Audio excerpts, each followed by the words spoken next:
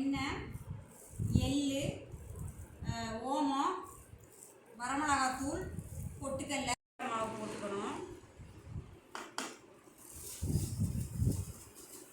வீட்டில் தயார் பண்ணது. எள்ளு கொஞ்சம், ஓமம் தேவையான அளவு, இதெல்லாம் போட்டு நம்ம பிசைஞ்சுக்கணும்.